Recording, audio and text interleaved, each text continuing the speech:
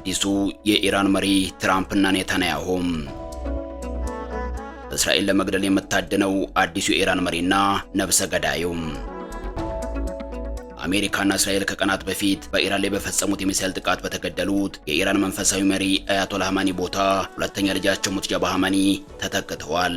የ56 ዓመቱ ሙጅተባ ኻሜኒ በኢራን ምንም አይነት የመንግስት ቢሮ አገልግሎት ያልሰጡ የአደባባይ ንግግሮችን በማድረግ የማይታወቁ ቢሆኑም በሀገሪቱ ፖለቲካ ውስጥ ከመጋረጃ ጀርባ ያላቸው ተጽዕኖ ከፍተኛ እንደሆነ ይነገራል። በዚህም የተነሳ የኢራን አዲሱ መሪ አያቶላህ ሙጅተባ ኻሜኒ ስማቸው በስፋት የሚነሳ ሰው ሆነዋል። እስራኤል ደግሞ አድነን መግደላችን አይቀርም እያለች ነው። ትራምፕም እኛ ያልመረጥነው መሪ ካልሆነም በጭራሽ ስልጣን ላይ መቆየት የለበትም እያሉ ነው።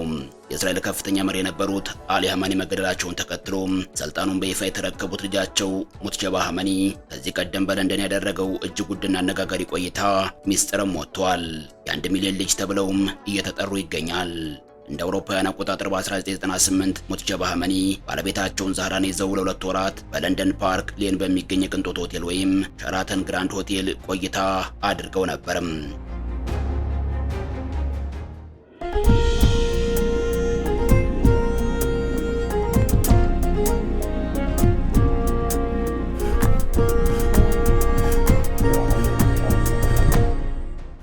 ጉዞ የተደረገው ባለቤታቸው የጽንስ ሕክምና እንድታገኝ ሲሆን ለቆይታው የወጣው 1 ሚሊዮን ፓውንድ ወጪ የተሸፈነው በኢራን መንግስት ነበረም። ከሕክምናው በኋላ የተወለደው ልጃቸው በወቅቱ ሚስጥሩን በሚያውቁ ሰዎች ዘንድ የ1 ሚሊዮን ፓውንድ ልጅ የሚል ቅጽል ስም ወጥቶለት ነበርም። የሚገርመው ልጅና እናቱ ዛህራ ባለፈው ሳምንት ከአያቱ ከአሊ ኻሜኒ ጋር በእስራኤል አሜሪካ ጥቃት መገደላቸው ይታወሳል።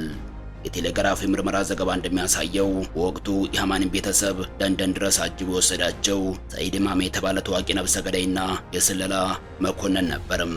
ሰይድ ኢማሚ በኢራን ተከታታይ ግድያዎች ወይም ቻይን መርደርስ በመባል የሚታወቁትንና ምሁራንን እንዲሁም ፖለቲከኞችን የማጥፋት ዘመቻ ሲመራ የነበረ ሰው ነው።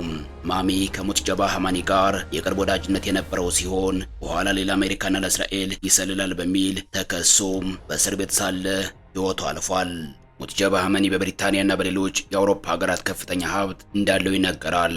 በለንደን ብቻ 100 ሚሊዮን ፓውንድ የሚያወጡ ቤቶች እንዳሉት ብሉምበርግ የዘገበ ሲሆን በተጨማሪም በዱባይ ቪላ፣ በፍራንክፈርትና በጆርካ ሆቴሎች አሉት ተብሏል። ሀብቱ በራሱ ስም ሳይሆን በተለያዩ የውጭ ሀገር ፓስፖርቶችና በደሴት ሀገራት እንደ ማርሻል አይስላንድ ባሉ በተመዘገቡ ኩባንያዎች አማካኝነት በብሪታንያ ባንኮች እንደሚንቀሳቀስ የከዳ አንድ የቀድሞ የኢራን ባለስልጣን ለቴሌግራፍ አረጋግጧል።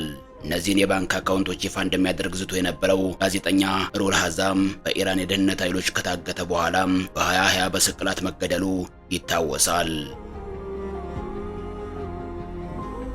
በፈረንጆቹ 1969 በሰሜን ምስራቅ ማሻድ ከተማ የተወለዱት ሙጅተባ ኻሜኒ የሁለተኛ ደረጃ ትምህርታቸውን በቴህራን አላቪ መንፈሳዊ ትምህርት ቤት ተከታትለዋል። እንደ ኢራን መገናኛ ብዙሃን ዘገባ ሙጅተባ ኻሜኒ በ17 ዓመታቸው የመከላከያ ሰራዊቱን ተቀላቅለው ለ8 ዓመታት በተካሄደው የኢራን ኢራቅ ጦርነት ተሳትፎ ሀገራቸውን አገልግለዋል።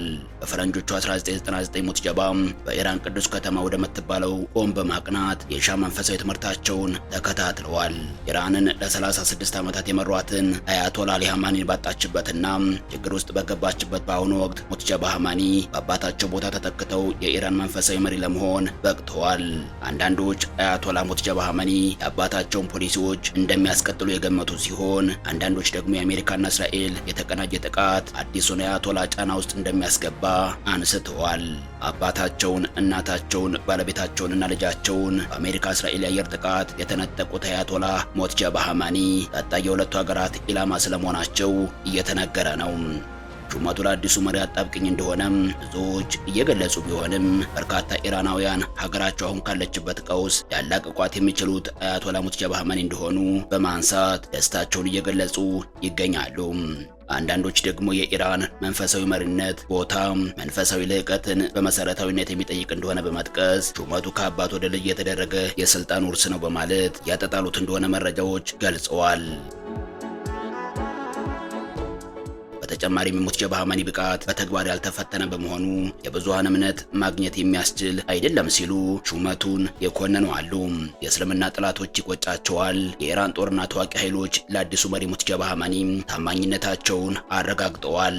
የአያቶላህ አሊ ሀማኒን ሞት ተከትሎ ልጃቸው ሙትጀባ ሀማኒ የሀገሪቱ የበላይ መሪ ሆነው መሾማቸውን የኢራን ወታደራዊ ተቋማትና ከፍተኛ ባለስልጣናት በደስታና በታማኝነት መግለጫ ተቀባብለውታል።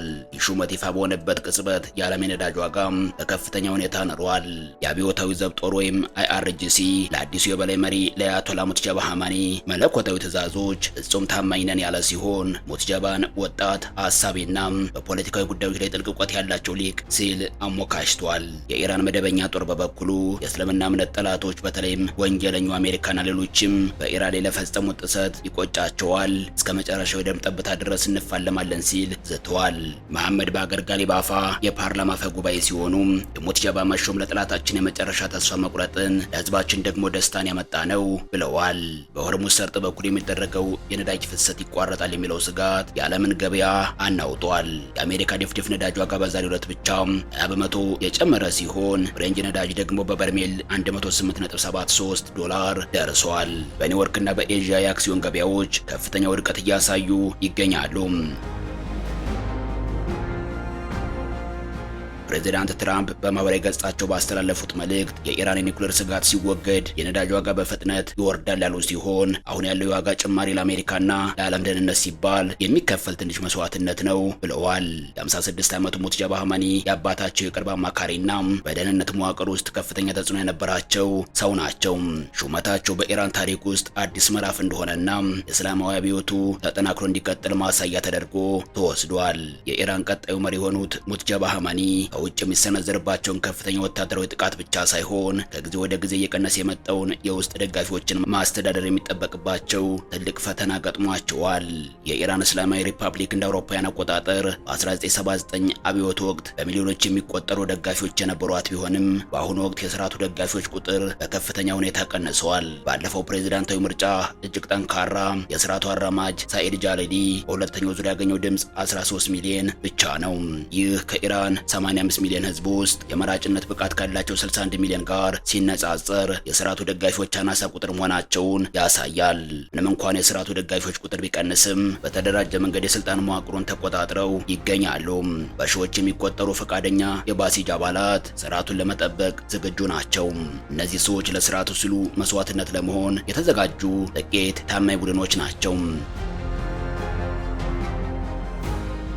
ለስርዓቱ ታማኝ የሆኑ ሰዎች እንደ ዩኒቨርሲቲ መግቢያ፣ የስራ ዕድልና የባንክ ብድር ያሉ ልዩ መብቶችን ሲያገኙ ቆይተዋል። ይሁን እንጂ የኢኮኖሚ ውድቀት እነዚህን ጥቅማ ጥቅሞችን አደጋ ላይ ጥሏቸዋል። በኢራን ከፍተኛ አመራሮች መካከል እየተፈጠረ ያለው ስንጥቅ ለኢራን እስላማዊ ሪፐብሊክ ህልውና ትልቅ ስጋት ሆኗል። አሁን ኤርፖርቶች የሉንም፣ ወደቦች የሉንም፣ ይህንን ኢኮኖሚ እንዴት ሊገነቡ ይችላሉ ሲሉ አንዳንድ የባሲጅ አባላት በግልጽ ብስጭታቸውን እየገለጹ ነው። አንዳንድ ደጋፊዎች እንኳን አዲሱን መሪ ሙትጀባ ሀማኒ ከዚህ ቀውስ ማውጣት እንደማይችሉ ጥርጣሬ አላቸው። የቅዱስ እንድሪውዝ ዩኒቨርሲቲ ፕሮፌሰር አሊ አንሳሪ እንደገለጹት ጠያቂ መሪ መምረጥ የስርዓቱን መሰረት ለማጠናከር ቢታሰብም ውጤቱ ግን የደጋፊዎች ቁጥር እንዲቀንስ እያደረገ ነው። ጦርነቱ በዘለቀ ቁጥር የስርዓቱ መዋቅር ይበልጥ እየተሸረሸረ ይሄዳል ሲሉ አስጠንቅቀዋል። በኢራን አዲስ መሪ መመረጡን ተከትሎ ሁቲዎች ደስታቸውን እየገለጹ ነው። የየመን ሁቲዎች ሙትጀባ አሊ ሀማኒ መመረጣቸውን ተከትሎ እንኳን ደስ ያለ መልእክት አስተላልፈዋል። በተጨማሪም የአያቶላህ አሊ ሀማኒን ግድያ እንበቀላለን በማለት ከኢራን ጎን እንደሚቆሙ አረጋግጠውላቸዋል። ትራምፕ አዲሱን መሪ እንደማይቀበሉ እንዲሁም የማስወገድ ዓላማ እንዳላቸውም ገልጸዋል። እስራኤል የሆመኒ ልጅ መሪ እንዲሆን ፈጽሞ አንፈልግም፣ አዲሱን መሪ እናስወግደዋለን እያለች ነው። ትራምፕ ኢራንን የምንመተው አሜሪካ ድረስ የሚደርስ ሚሳኤል ስላለን ነው እያለች ነው። የኢራን የውጭ ጉዳይ ሚኒስትር አባስ አራግቺ የአገሪቱ ሚሳኤሎች አሜሪካ እንደማይደርሱ በመግለጽ የፕሬዝዳንት ትራምፕን ንግግር አጣጥለዋል። ፕሬዝዳንት ትራምፕ ኢራን ላይ ጦርነት የተከፈተበት አንዱ ምክንያት አገሪቱ በቅርቡ አሜሪካ የመድረስ አቅም ያላቸው ሚሳኤሎችን ልትታጠቅ በመሆኑ እንደሆነም ተናግረው ነበርም። ትናንት ከአሜሪካው NBS ኒውስ ቴሌቪዥን ጣቢያ ጋር ቃለ መጠይቅ ያደረጉት የኢራን የውጭ ጉዳይ ሚኒስትር የትራምፕን ክስ ሐሰተኛ መረጃ ሲሉ አጣጥለዋል።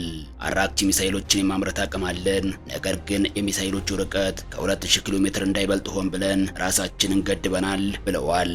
ምክንያቱም በቀረው ዓለም ባለ የትኛውም አካል ለስጋት መታየት አንፈልግም ሲሉ ለቴሌቪዥን ጣቢያው ገልጸዋል።